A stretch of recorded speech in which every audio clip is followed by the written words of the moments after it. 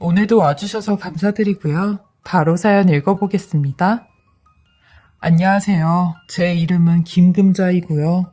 나이는 66세인 할머니입니다. 저한텐 못난 아들이 하나 있는데 이런 아들놈이 용케 장가는 가서 며느리와 손녀딸을 두고 있죠.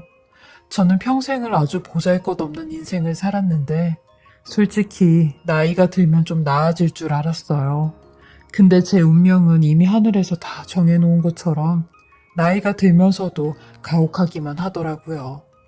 남편을 처음 만나 결혼을 한 얘기부터 잠깐 하자면요. 저는 강원도 횡성에서 태어났는데 워낙 가난한 살림에 배를 굶고 사니 저희 아버지 어머니가 입 하나를 더 줄여야 된다며 저한테 빨리 시집을 가라고 하셨어요. 그렇게 저는 당숙의 소개로 22살에 남편을 만났고 딱 2번 얼굴을 보고 결혼을 했어요.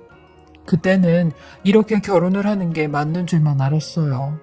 제 나이의 또래의 분들이라면 저와 비슷한 상황으로 짝을 만나신 분들이 꽤 있으시니까요.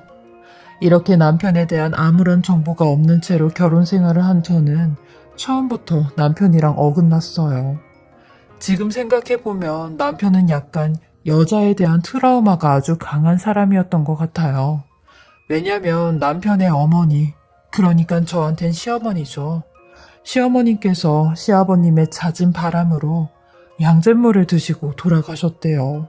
그것도 빨래터에서 시어머니랑 친한 동네 아줌마랑 바람 피는 걸 보곤 그 자리에서 그냥 양잿물을 들이키셨다는데 그때 남편의 나이가 고작 12살, 13살이었다고 했죠.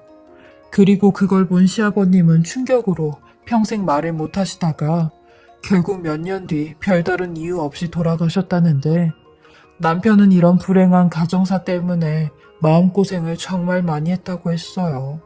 근데 문제는 이러한 마음고생이 밖으로 표출이 되기 시작했대요.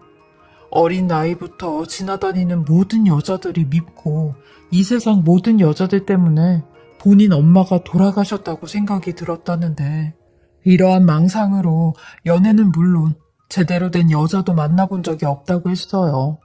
제가 거진 첫 여자나 다름없었죠. 근데 어느 순간부터 이런 생각이 들었다는 겁니다. 세상 여자들을 자기가 정복하면 되겠다라는 생각이요. 그러면 이런 트라우마도 사라질 수 있겠다는 생각이 들었다는데 문제는 왜 이 생각이 저를 만나고 시작이 됐는지 남편 놈은 저와 결혼을 하자마자 바람을 아주 밥 먹듯이 피워댔어요.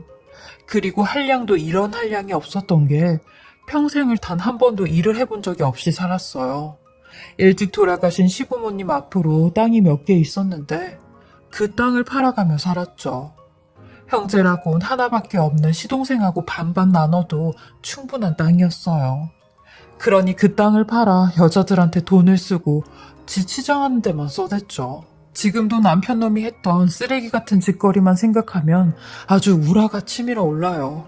그 쓰레기 같은 인간이 저한테 했던 게 한두 개가 아니었거든요. 그리고 지 자랑할 게 그렇게 없어서 그딴 소리를 하는지 꼭 부부동반 모임에서 술이 한 잔 들어가면 자리를 파할 때까지 지가 했던 화려한 여성 편력 얘기를 해요. 그것 때문에 매번 망신을 당하기 일쑤였어요. 결국 그 부부 동반 모임도 남편 놈이 모임 여자랑 바람이 나면서 무산이 되었죠. 바람 피는 것도 DNA라는 말을 들은 적이 있었는데 시아버지를 닮아 이 사람도 이렇게 바람을 피우는구나 싶었어요. 뭐? 이 세상 여자들이 미웠다느니 그딴 소리는 다 개뿔이구나 라는 생각이 들었죠. 그래도 저는 참고 살았어요. 그리고 참고 사는 게 맞는 거라 강요돼 왔었죠. 아이 아빠니까 그래도 무늬만 내 남편이니까 하면서요. 근데 결국 끝을 보더라고요. 이 인간 지 남동생의 아내를 건드렸어요. 재수씨를 건드린 거죠. 그걸 제가 보게 되었고요. 동서랑 남편 놈은 이 사실이 밖으로 드러나게 되면 온 집안이 쑥대밭이 된다며 제발 한 번만 입을 다물어 달라고 했는데 저는 그럴 수 없었어요. 이 모든 사실을 죄다 알렸고 결국 집안은 난리가 났죠. 시동생도 지형을 붙잡고 중리 많이 하며 동서랑도 이혼을 하게 되었고 저 또한 남편 놈과 아주 갈 때까지 가서 이혼을 했어요. 이혼을 할 때도 얼마나 더럽고 지저분하게 이혼을 했는지 몰라요. 남편놈은 어떻게든 저한테 단돈 1원 한 푼도 주지 않으려고 지 변호사랑 입을 맞췄고 평생 집에서 집안일만 하며 주부로 지낸 저로서는 아무런 힘이 없었어요. 하지만 그땐 저도 징글맞은 남편놈이 꼴도 보기 싫었고 저딴 돈 줘도 안 받는다며 네 그 더러운 때가 묻은 돈 나도 받기 싫어. 그 돈 받고 내가 무슨 부귀영화를 누린다고? 준다고 해도 안 받는다. 라며 호기를 부리고 배짱을 부렸어요. 근데 지금 생각해보면 아주 바보 천치 같은 짓을 한 거죠. 자존심이 무슨 밥을 먹여준다고. 그때 어떻게든 그 인간 돈을 악착같이 받아냈어야 했는데 악착같이 받아내서 아주 탈탈 털어버렸어야 했는데 이제와 땅을 치고 후회를 하고 있죠. 이혼하고 딱 1년 만에 돈이 궁해졌으니까요. 아무튼 저는 그렇게 남편놈과 이혼을 했어요. 하지만 세상은 이런 제게 냉정하더라고요. 요즘이야 서로 안 맞고 아니다 싶으면 이혼하고 갈라서는 시댄데 제가 이혼할 당시에는 분위기가 다들 뒤에서 손가락질을 하던 때였어요. 저보고 여자 혼자 남편 없이 이 세상을 어떻게 살아갈 거냐느니 아무리 그래도 여자는 남자가 있어야 된다더니 이런 말들을 많이 했죠. 하도 이런 말들을 많이 듣다 보니 내가 남편 없이 이 세상에서 살아남으려면 똑똑하진 못해도 멍청하지는 말아야겠다는 생각에 나름 스스로 공부를 하며 지식을 쌓았어요. 근데 초등학교밖에 졸업을 하지 못한 제가 할 수 있는 거라곤 아침마다 신문 돌리는 곳에서 신문을 한 부씩 받아와 모든 기사들을 읽고 스크랩해가며 지식을 쌓는 게 전부였죠.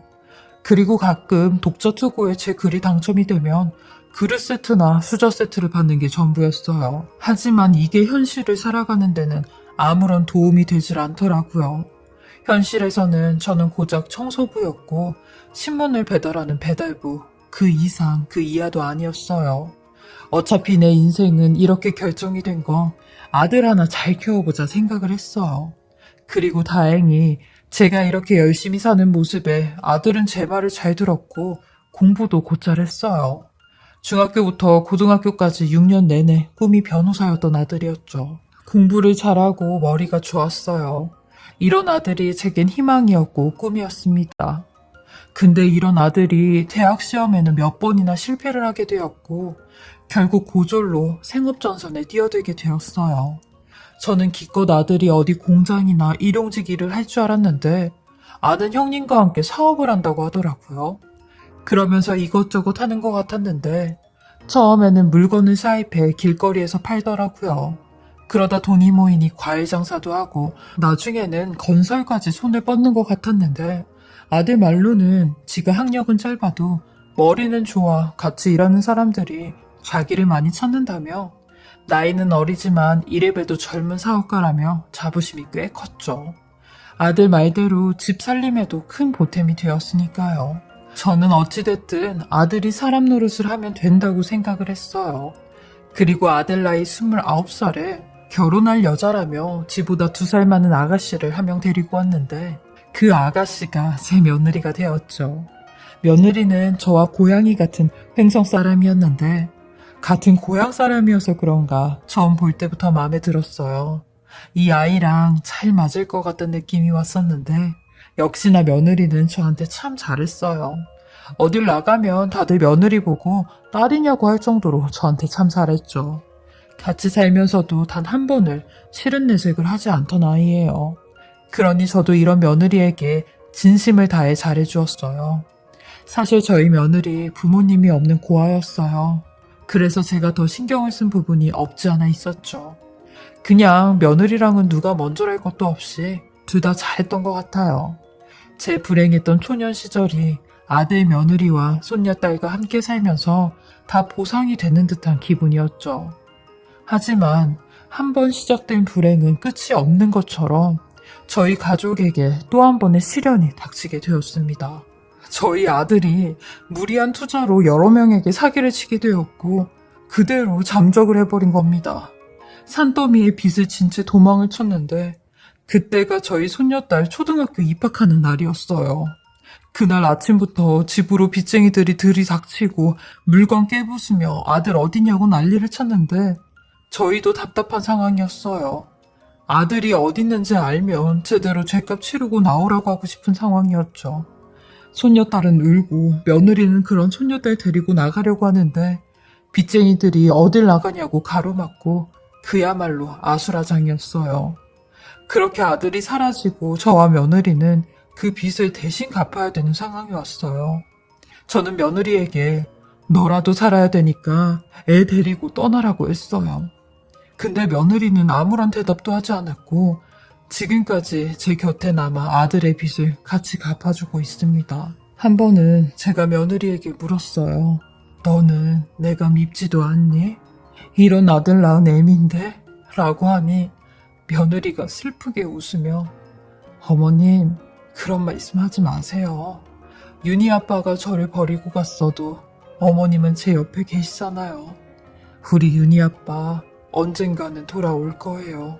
라며 고개를 푹 숙이는데 저는 이런 며느리를 볼 면목이 없어 이딴 아들 낳고 미역국을 먹은 내가 죄인이라며 자책을 했어요. 저는 할 줄 아는 거라고 청소랑 남의 집일이었는데 며느리는 자격증을 따더라고요. 처음엔 간호조무사 자격증을 따라갔는데 생각보다 잘 안 됐는지 나중엔 요양보호사 자격증을 따더라고요. 며느리 나이가 41살밖에 안 됐는데 70 먹은 노인분들을 상대해야 되는 게 안쓰러울 따름이었어요. 그래도 며느리는 본인이 할 수 있는 일이 있다는 게 감사하다고 했죠. 며느리 성격이 워낙 밝고 착해서 며느리를 도와주는 사람들도 참 많았어요. 심지어 그때 잠깐 간호학원 다녔을 때가 있었다고 했잖아요. 근데 그때 사귀었던 사람들이 간호조무사가 되면서 때만 되면 며느리한테 건강검진을 싸게 해주곤 했어요. 근데 며느리는 그런 것도 다 저한테 받으라고 했죠. 이렇게 착한 며느리 덕을 제가 많이 보곤 했는데 저 또한 이런 고마운 며느리를 위해 제가 최대한 도와줄 수 있는 건 다 도와주었습니다. 그러던 어느 날 며느리가 밤에도 일을 나간다고 하는 겁니다. 운이 좋게 야간에도 일이 생겼다면서요. 저야 며느리가 하는 요양일이 어떻게 돌아갔는지는 잘 몰랐기에 그러냐고 했어요. 잘 됐다고도 말을 하지 못하는 게 하루 종일 일을 하고 와선 또 저녁에 나가 일을 하니 저는 미안하기만 했죠. 그리고 혹시 몰라 조심스러운 마음에 밤에 가는 그 집은 할머니네 집이니 아니면 할아버지네 집이니? 라고 했어요.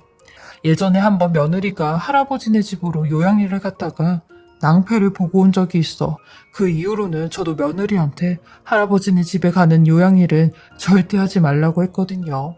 그러니 며느리가 어머님, 저는 할아버지들 요양일은 안 하잖아요. 혼자 사시는 할머니인데 자식들이 같이 안 살아서 저녁에 밥이랑 설거지랑 이부자리랑 이것저것 챙겨드리고 3시간 정도 있다가 올 거예요. 저는 걱정 마시고 저희 윤이 학원 갔다 오면 밥 좀 챙겨주세요. 라고 했어요. 그렇게 며느리는 오후 5시만 되면 집을 나가 저녁 10시나 돼야 집으로 들어왔어요.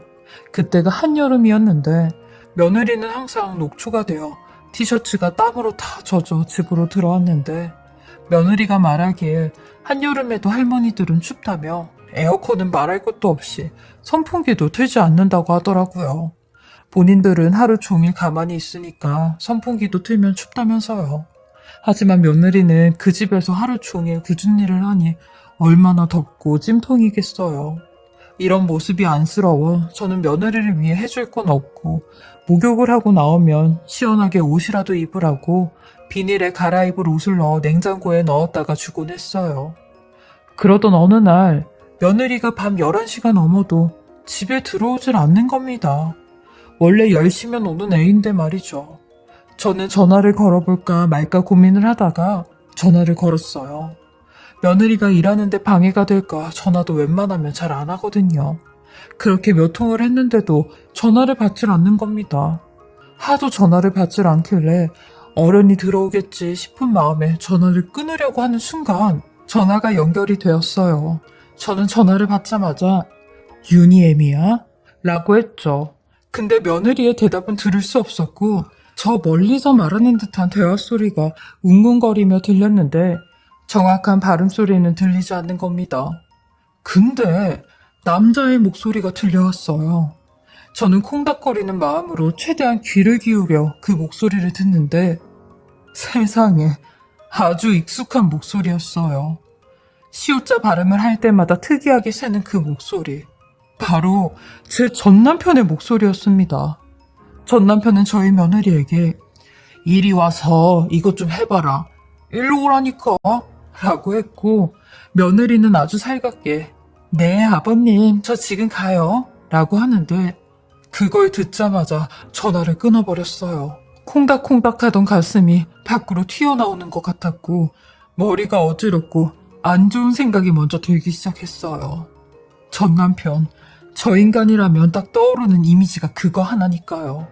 그리고 며느리는 거의 밤 12시가 다 되어서야 들어왔는데 저는 그냥 자는 척을 하고 있었어요. 역시나 며느리는 그 다음날도 저녁에 일을 나간다고 나갔고 이건 아니다 싶은 마음에 며느리를 미행하기로 마음을 먹었어요. 며느리한테는 미리 선수를 치고 밖에서 며느리가 나올 때까지 기다리고 있었죠. 며느리는 버스를 탔고 저는 택시를 타 1시간에 걸쳐 정각 6시에 어느 주택에 도착을 하더라고요. 저는 일단 오늘은 집만 알아두고 내일 따라와서 저 집에 전 남편이 사는지 알아봐야겠다.